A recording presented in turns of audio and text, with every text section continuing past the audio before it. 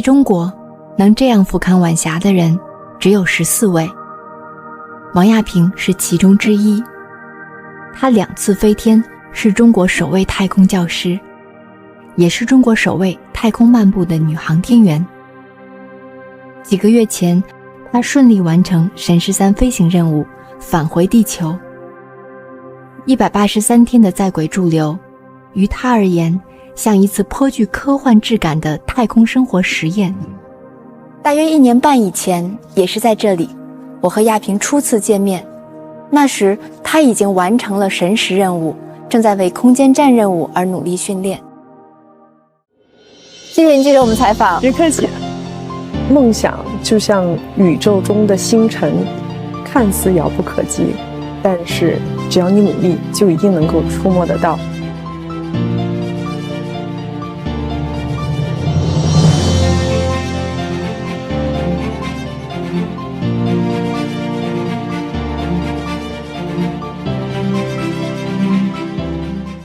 在太空生活183天是一种怎样的体验？比如说，我们到了空间站，没多长时间就听到了这个报警的声音。第一次太空漫步有哪些难忘的回忆？但是我没有想到，第一次穿上舱外航天服的时候，我有一种要崩溃的感觉。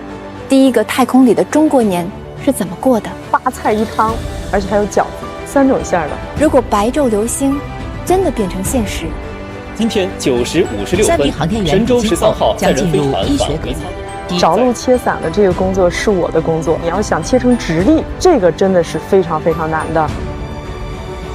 结束疗养康复以后呢，你归队做的第一件事情是什么呢？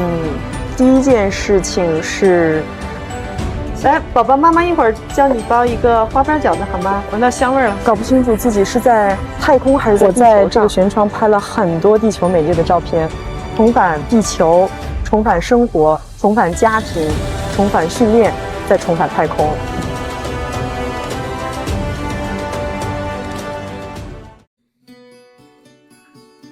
哇，今天真是有机会带我们参观一下你们的太空豪宅。太空豪宅跟天上的空间站是1比1的比例模型。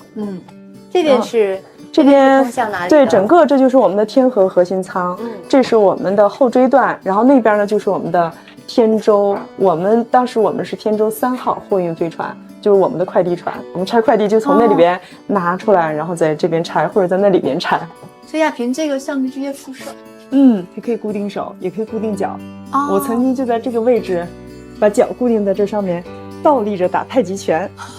这个空间能感觉到大了。对对，刚才那可能是有一个门的结构哈，对，显得好像略窄。这块对都是大柱段，大柱 A B C D 4个区。吃饭是这个地方，这是我们的小餐桌，我们吃了183天的小餐桌，就这儿。对，就这儿，很亲切看到。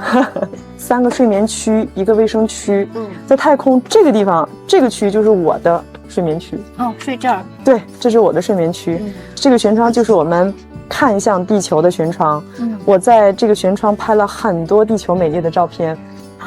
就是通过这个窗做的创作。对，大多数都是在这个地方。这边就是动3的睡眠区，在太空这边是动1的睡眠区。然后这边就是我们的卫生区。所以你这次回来以后，自己感受有不同吗？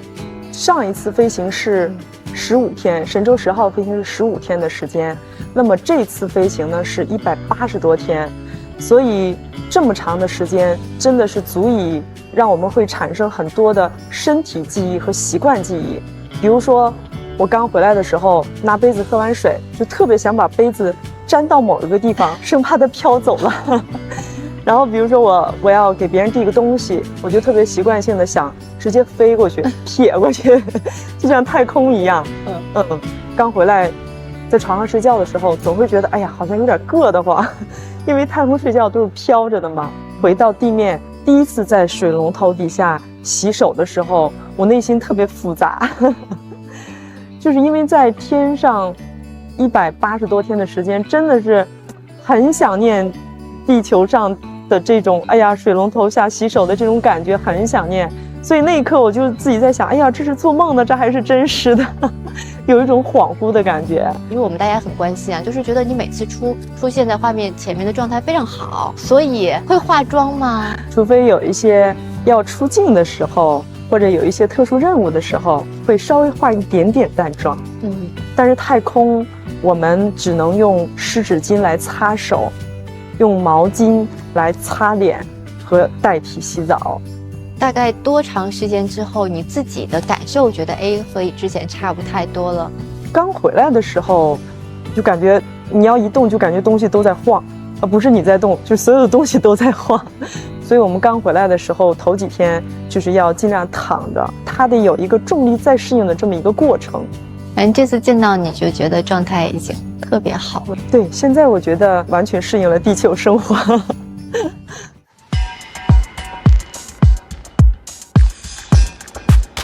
好，不错，坚持啊，加油啊，坚持啊。撑不动了，还得再等。他还在等，他就是要测那个极值是吗？对，测上一站都是汗啊！哇，太厉害了！你看也是特别的欣喜，真的是。昨天精力很好，然后我们另外关注了一个比例度，它比国际上的那个每个月降低1%那个数据，然后要小得多。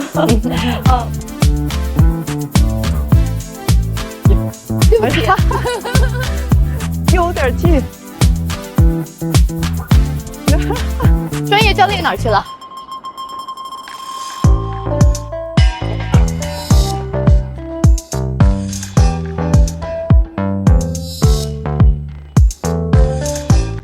所以在太空的时候，肌肉会少一点点，然后脂肪会多一点点。对，肌肉含量稍微降了一点点，但是肌肉块还在。我这肌肉块展示一下，哇，这肌肉块可以，还在。因为太空我们其实每天也会锻炼身体，实际上还有很多特别好玩的事情。这一张呢是我在太空跳绳的，现在在大队我的记录还是没有人能打破的。你跳多少一分钟？大概219个吧，1分钟，确实比地面要轻松。但是有一点，在地面跳绳容易绊脚，在太空跳绳容易绊头发。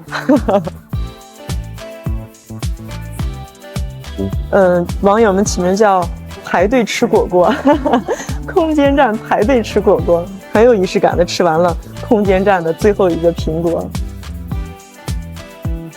这个角度是这样的，把东三当做陀螺一样再给它转圈儿，然后东三我感觉他也是很享受的在那，就相当于也可以这样来锻炼身体。在太空我们任何人都可以变成大力水手、大力神功。大家也很好奇啊，就是听说你们喝的水吧，就是叫再生水。对，这个再生水这个喝起来口感怎么样？如果你不想它是再生水的话，口感喝起来实际上跟纯净水没有什么差别的。但是你就有的东西你不能去细想。神12下来开玩笑跟我们说，哎，我们留了很多再生水在上面，留给你们喝。等到我们快下来的时候，我们就跟神14说我们也给你们留了很多再生水在上面。实际上我们这个水的再生呢，是一套科学的非常精细的这样的一个过程，是完全没问题的。我看你们还有一个非常受大家关注的一个剪头发对，我还有一个标签就是托尼王。所以你手艺是排第1的？不敢说排第1，大家的手艺还是都是很精湛的。托尼宅和托尼叶剪的也很好。所以你这头发我看回来短了不少呢。是的，我这个头发呢都是他俩剪的。他俩当时在太空给我剪的时候，还一直特别想把我的头发剪成他俩那么短的，剪成平头。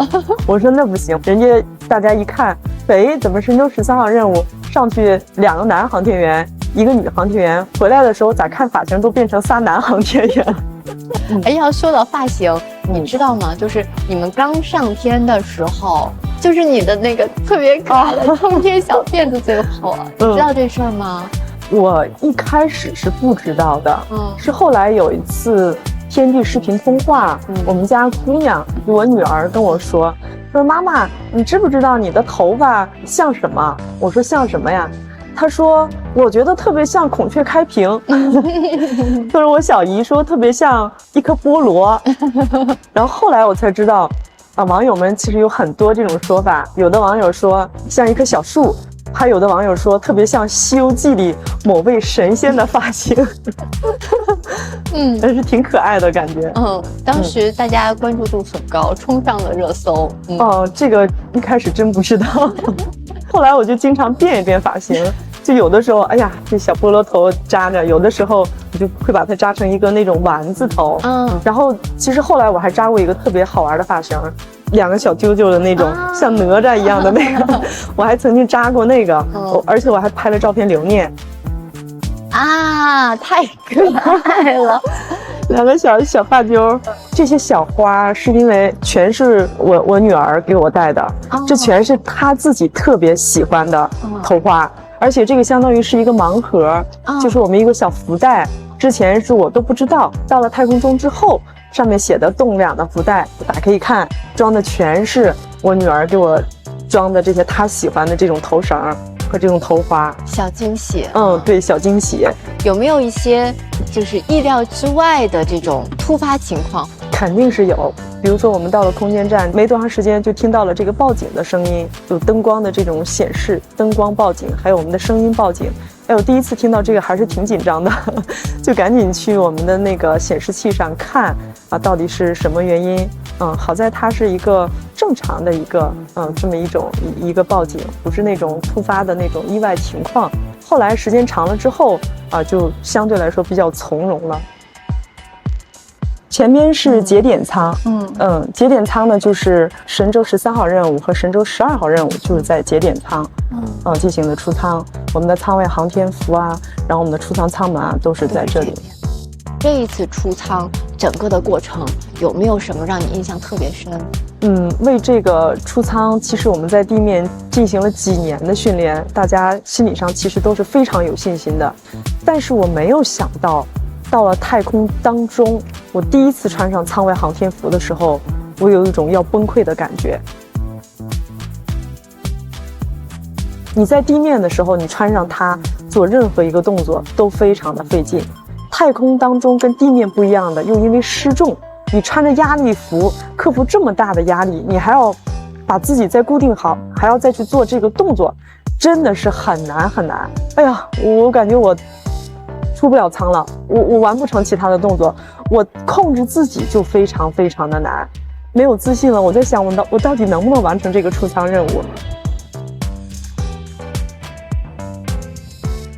出舱前的每天，我都要穿一下我的这个舱外航天服，在太空中达到人服合一的这么一种状态。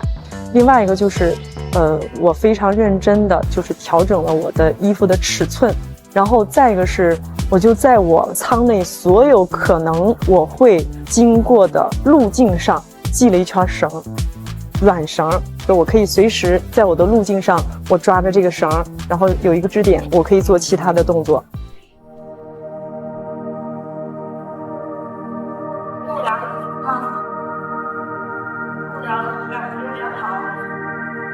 我明白。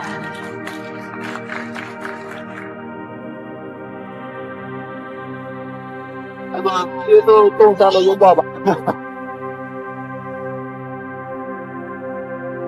这次你们出舱，就除了为你们感到骄傲，然后感到紧张以外，所以这个感觉良好3人组也给大家留下了特别深刻的印象。我是出舱，感觉良好。你都明白了。我一会儿出舱，感觉良好。我光明白。我是共三，我下次出舱，感觉良好。我光明白。所以当时这个默契是哪儿来的？其实我们也不知道指令长出去要说什么。等他出舱之后，我们没想到他当时还说了他当年的那句经典名言：“我是动幺，我也出舱，感觉良好。”当时我就突发奇想，我就很默契的就跟了一句：“我一会儿出舱，感觉良好。”但没想到动3也很默契的后边跟了一句：“我下次出舱感觉良好。”后来我们这个感觉良好乘组，没想到就打出了这个名号“感觉良好”的这个乘组。这是默契，我感觉这是默契达到了一定的程度。太空真的就像是一个镶着很多钻石的大黑幕，非常非常亮的那种。你一出舱之后，舱外的那种安静，是我没有想到的，非常非常的安静。这种感觉在地球上，我只经历过一次，就是我当飞行学员的时候跳伞，当伞打开，我在空中慢慢往下飘的时候，然后当时我就在空中大喊了一声。我声音很大，但是听起来我的声音很小很小。这次出舱到舱外之后，我就有一种当时高空往下跳伞的时候那种感觉，也是舱外也是非常非常安静，安静的就好像你只能听到自己呼吸的声音，好像全世界就只剩下了一个你自己。而且站在机械臂上的感觉也不一样。你站在机械臂上往前看呢，是我们的空间站和无边无际的黑暗，就像站在悬崖上，往远看，黑暗中又闪烁着我们的地球和空间站，而且我们的空间站一直是在围绕着地球旋转，你眼前的景色还在不断的向后滚动，有一种像孙悟空腾云驾雾的那种感觉，又有一种太空冲浪的感觉，就非常的刺激，但也感觉非常的神奇。就那一刻，我就感觉自己太渺小了。现在是1点30分，我们的空间站正经过祖国的上空，大家跟随镜头一起看看除夕夜的神州大地吧。记得除夕的时候，我在地下正好跟你们还有一个对话连接，然后当时你们从上面传下了一张地球上除夕夜万家灯火的照片，对，特别漂亮。还有一段视频，对，那段视频就是在太空的空间站的这个舷窗拍下来的。除夕夜的北京，那一刻真的是让我非常难忘，因为我们一直想拍到北京的夜景。但是由于飞船的空间站的姿态呀，还有一些其他的原因，一直没有拍到。没想到在除夕夜的晚上，正好那个时候其实晚上7、8点钟的时候，万家团圆的时候，我们真的看到了灯光下的夜晚的北京。那个时候我们就赶紧的拿相机，赶紧把它给拍了下来。那个时候就真的是也想起来，每年的这个时候，我们也是和家里人在家里一起包着饺子，看着春晚，唠着家常，哎呀，心里面也是感觉到暖暖的。老翟、亚萍、小叶，新年好！我们巴士全体祝您新春快乐，虎年大吉哦！注意及时饮水。也祝你们新年快乐！好，谢谢。然后有一次和家里人视频，正好是冬天。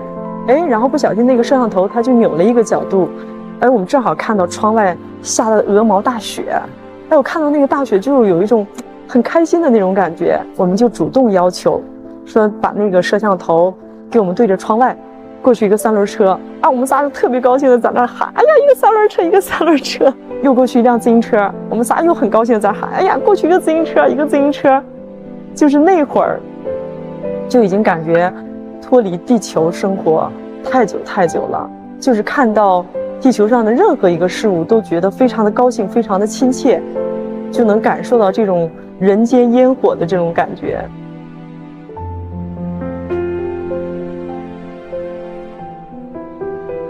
太空的这180多天里面，有没有哪一个瞬间或者哪一次经历，让你意识到自己有那么的眷恋这个土地？太空待了这么长时间，我们其实有很多回望的瞬间。在阳照区，我们的地球特别像是一个充满生命色彩的一个蓝色的魔幻水球，上面总是飘着变幻莫测的云彩，那个是我们原生态的地球。那离开阳照区进入阴影区，夜晚的灯光又构成了城市的轮廓，非常漂亮。那是我们人类文明塑造的地球。我们常说距离产生大爱，真的是当你离开地球的时候，你才更加的感觉到它的可贵。当你离开祖国、离开亲人、离开家乡、离开朋友的时候，才会更加的思念他们。欢迎回家，欢迎回家，支领导你好，亚萍姐你好，欢迎回家，郝董事你好，哎，王部太棒了。出制组报告，舱门已打开。在现场看到你从反馈上出来的时候，哦，你笑得好灿烂，整个状态特别的好，开心啊！那时候心里的感觉就是特别期待的，能见到我们的亲人朋友，能见到我们的地球人。然后我记得洞三他还说了一句：“哎呀，你们感受到重力了吗？我现在已经感受到重力了。”他是感觉比较这个好奇，比较新鲜好奇。接近这个着陆的时候，我们当时在现场心都是揪着的。我看到你们就是先哐落下来，然后再反推上去，然后再落。但是我们觉得很欣喜，那个是直落着的啊，就觉得哎呦好稳当，和想象中的这个完美降落是一样的。所以当时这个过程能给我们分享一下吗？是如何做到的？着陆切伞的这个工作是我的工作，是栋梁的工作。好棒，好棒。这个其实切伞是纯人为的这么一个操作，你要不早不晚，刚刚好。你要想切可能不是那么难，但是你要想切成直立，这个真的是非常非常难的。这个真的是可遇不可求，因为现在我们有8次载人飞行任务。只有神舟6号任务和我们这次任务是直立的。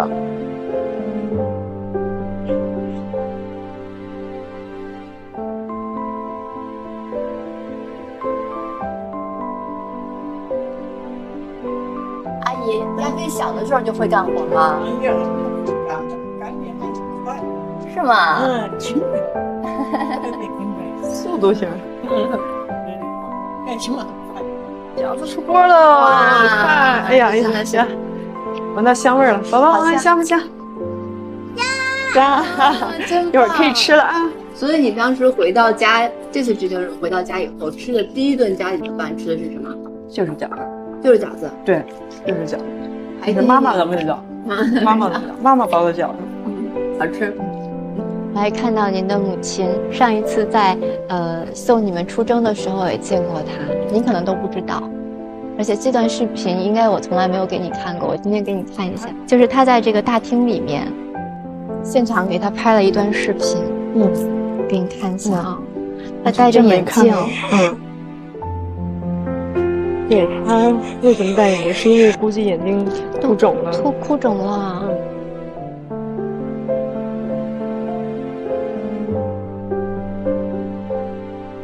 我觉得可能不光是因为分离，不光是因为可能有半年多的时间。对，那会儿他们就开玩笑，回来之后开玩笑的跟我说你在太空飞行15天，我们在地面能折寿15年，就开玩笑啊，就是一种惦记，一种牵挂。当时看到我妈妈哭，我爸爸当时还说呢，说哭什么呀？说你看女儿都已经平安回来了，高兴还来不及呢。然后结果晚上妹妹陪我妈妈睡着了之后，我妹妹就蹑手蹑脚的从屋里出来了。出来之后看到我爸在对着那个电脑屏幕，然后我妹就蹑手蹑脚的过去了，一看这屏幕上啥也没有，然后再一回头看我爸，说我爸那个脸上满脸都是眼泪。就是父亲和母亲的这种表达方式都不一样的，实际上他们都是一样的牵挂，一样的担心和惦记，就像是我在太空牵挂女儿一样，牵挂他们一样。其实这种思念，这种想念，你是控制不了的。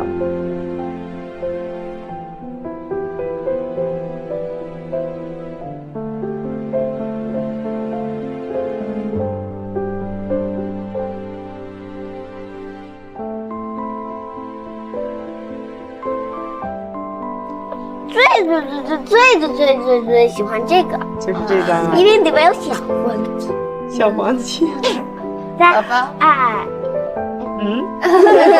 我要看妈妈。这个是这是妈妈摘星星。这个是摘星星。妈妈最喜欢这个。小熊是什么时候爬上去的呀？这个小熊其实就是我。就是你。对女儿来说，对她来说真的也是一种考验。这次太空出差，这次分离，可能是我们距离离得最远的一次，但一定是我们的心离得最近的一次。我也会尽量让她融入到任务当中，比如说我们太空教具的准备，折那个小花是她跟我一起折的。她去了发射场，是真正的也希望她能融入到我所从事的这个有关星辰大海的这个职业，而不是游离在这个星海之外。我希望她能感受到妈妈所从事的这个职业的这种光荣，这种使命。所以我也希望将来她能以我和跟我同样职业的叔叔阿姨为榜样，像我们一样一往无前的去实现自己的梦想。女儿有牵挂有不舍，但是更多给我的是一种力量。像之前她的愿望是你给她摘星星回来。对对，我回来之后，我们的一个工作人员然后跟我说在我回来的当天，他们都在大队布置我们回来的场景嘛，然后宝宝也跟着他们在特别快乐在帮着他们布置。我们当时那个工作人员就问他说，宝宝你妈妈给你摘星星回来没有啊？宝宝就特别认真的跟人家说我跟我妈妈都已经说好了，不管她有没有给我摘星星回来，我都不会怪她。我想那个时候其实任务完成之后，我们彼此也都知道，其实我们彼此才是心目当中最亮的那颗星。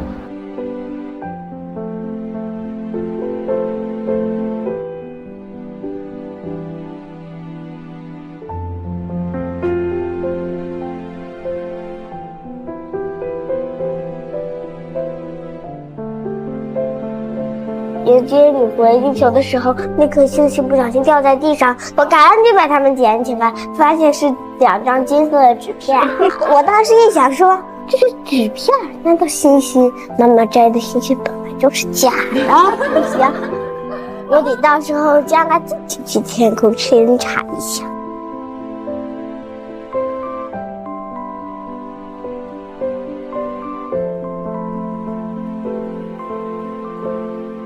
其实我想过啊，总有一天他会发现这颗星星不是真的星星，但是我真的没有想到他会发现的这么快。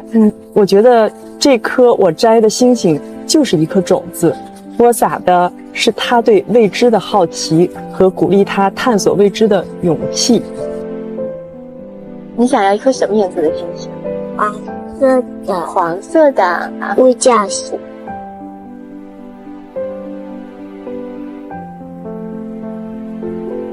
第一次飞天可能是好奇和新鲜，但是第2次飞天更多的则是勇气。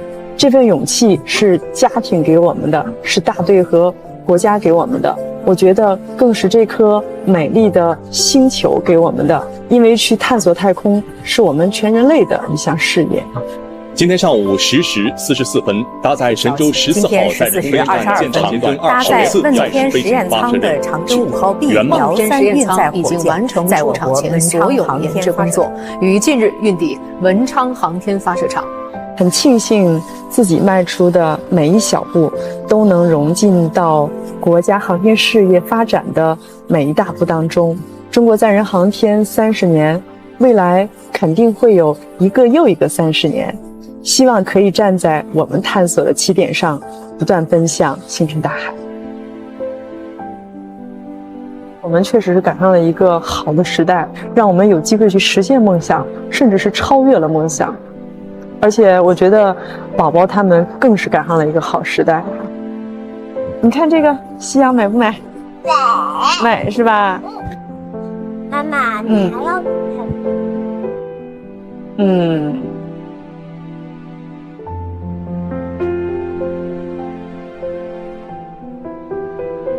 比宇宙更浩瀚的，比星辰更灿烂的是探索、勇气和永远保有的好奇心。